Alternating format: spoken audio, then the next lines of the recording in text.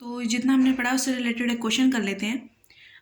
Eligible business से related है। Mister Nath is engaged in the business of civil construction. His gross receipt from such business are 120 lakh during the previous year 2021.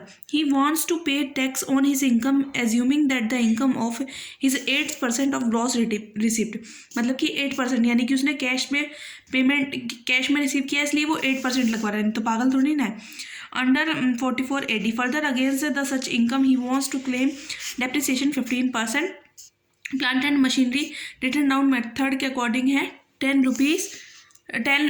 Lakh and on 1 April 2020 which he use for the aforesaid business.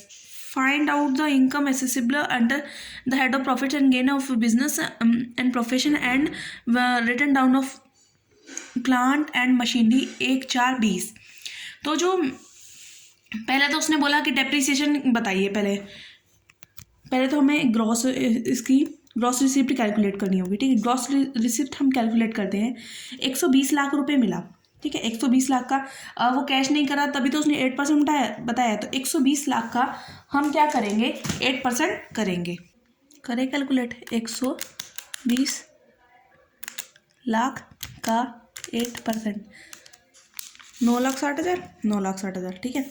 8% के हिसाब से लगा दिया। अब ये हमें कह रहा है कि अगर मान लीजिए आप नहीं कर रहे, नहीं बता रहे हमें, ठीक है, वो डेप्रिसिएशन आप हमें अलाउ नहीं कर रहे, तो हमें ये तो बता दीजिए कि कितना डेप्रिसिएशन हमारा बन रहा है ना। ये तो हम बता ही सकते हैं।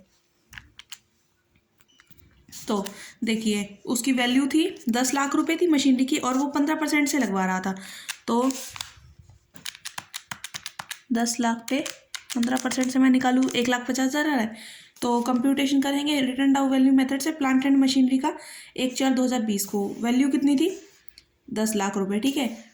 डेप्रिसिएशन 15% जो हमने निकाला था अभी 1,50,000 बन रहा है, तो 1,50,000 और उसकी रिटर्न डाउन वैल्यू मेथड कितनी के अकॉर्डिंग उसकी वैल्यू कितनी हो जाएगी, 8,50,000 उसकी करंट वैल्यू हो जाएगी, ठीक है।